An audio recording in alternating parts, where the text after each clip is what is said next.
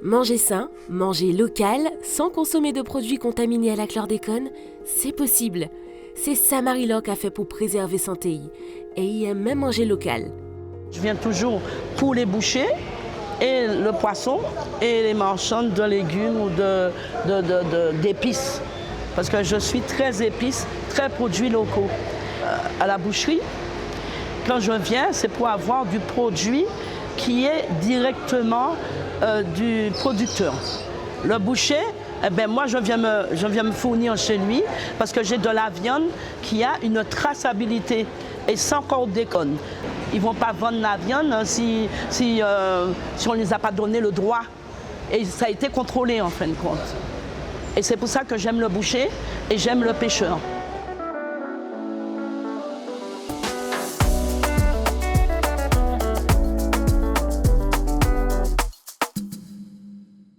Henri Basson, président du syndicat des artisans bouchers de la Martinique, nous a fait découvrir le savoir-faire de la profession pour garantir une viande locale de qualité, saine et sans chlordécone aux consommateurs. On a un problème en Martinique, c'est le problème de chlordécone, la traçabilité de nos viandes.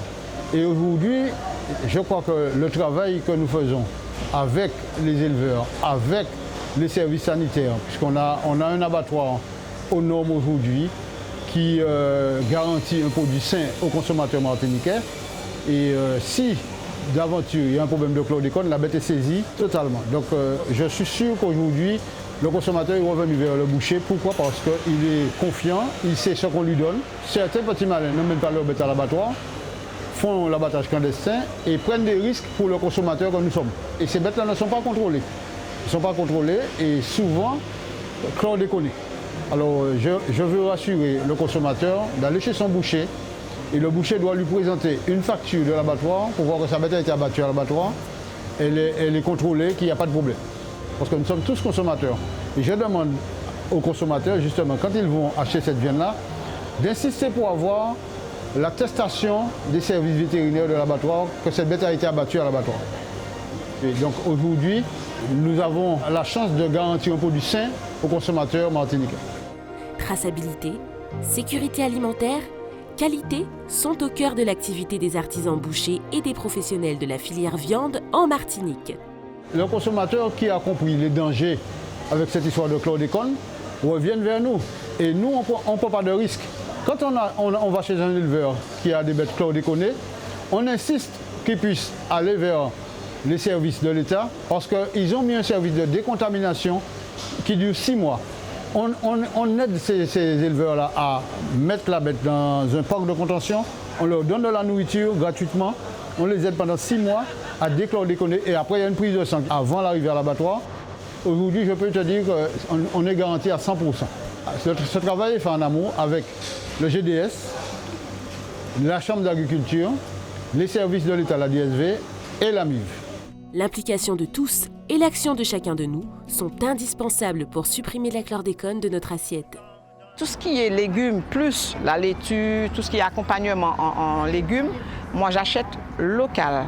Le bien manger local, c'est de s'assurer de la traçabilité du produit, c'est s'assurer que les produits que l'on achète proviennent d'agriculteurs qui ont traité leur terrain, qui ont fait tout le nécessaire, donc faire un audit de son terrain et qu'on soit en bonne santé pour ne pas s'empoisonner. Jaffa Commune et Jaffa École traduisent bien tout l'engagement des maires auprès de l'État et de l'Agence régionale de santé pour accompagner au plus près leur population contre le risque chlordécone. Ça va dans le droit fil de la charte que nous avons signée d'ailleurs avec le ministre de l'Outre-mer à l'époque, c'était le 15 mars 2024.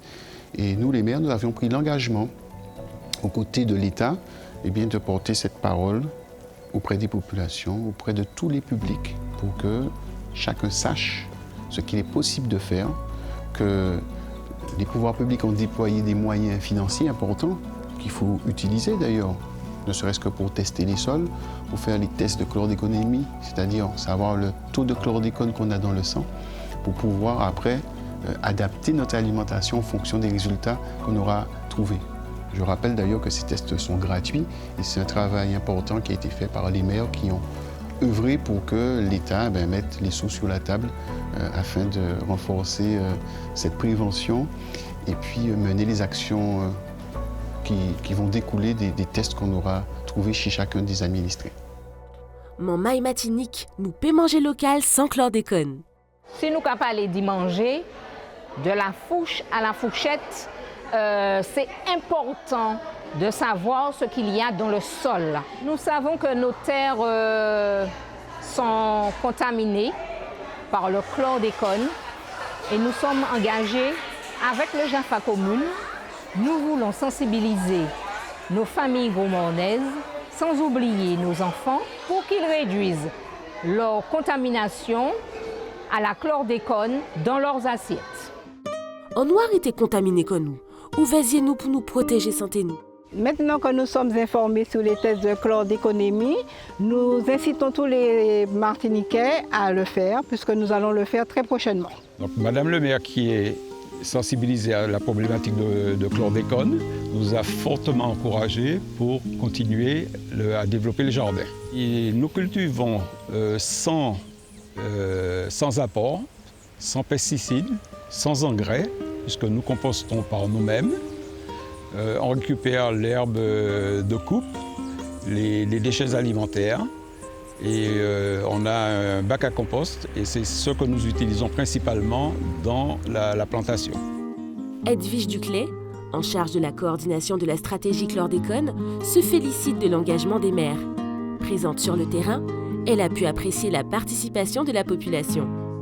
Et vraiment, le fait que ce soit les maires qui se saisissent de ce sujet et organisent des événements dans leur commune, c'est vraiment un enjeu fort de proximité et de passer des messages pédagogiques. Et donc j'ai vraiment apprécié l'ambiance pendant les ateliers où chacun pose des questions, il n'y a pas de questions bêtes et il y a des réponses, des solutions pour manger local, manger sain. Et ça c'est vraiment très important, ça fait partie de notre culture de manger, de faire des dons, de cultiver son jardin. Et donc toutes les solutions qui sont offertes par la stratégie chlordécone sont là pour justement avoir une alimentation locale sans risque chlordécone.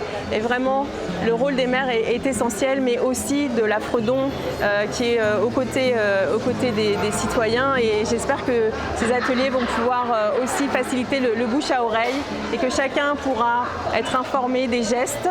Et puis surtout, ce n'est pas une fatalité. La stratégie chlordécone est une œuvre collective pour tous et avec tous. Elle s'inscrit dans une dynamique d'action plurielle. Je pense que chacune et chacun peut être un chloracteur, un acteur de sa santé, un acteur de son alimentation. Et vraiment, j'invite chacune et chacun à participer, à contribuer et à transmettre l'information. Mais tout est pris en charge par la stratégie chlordécone et on a besoin de tout le monde. On a vraiment besoin de tout le monde pour avancer. Alors, le dispositif se met en place progressivement. Il y a encore des améliorations à apporter. Et ces ateliers permettent aussi d'être à l'écoute des citoyens, de voir comment ça se passe pour l'analyse de sol, la visite des diététiciennes à domicile. Et tout ça, c'est une amélioration continue et une volonté de dialogue continu. Ça, c'est vraiment la priorité.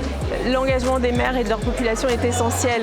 On a besoin de tout le monde pour, à terme, sortir du risque chlordécone ensemble.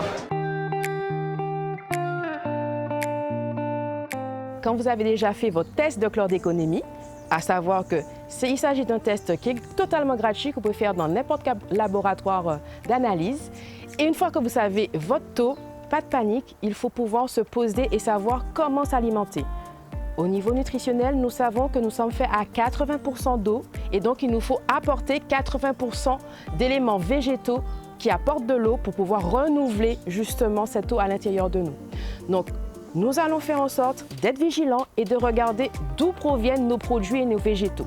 Donc, nous avons la possibilité de savoir si le terrain est contaminé ou pas.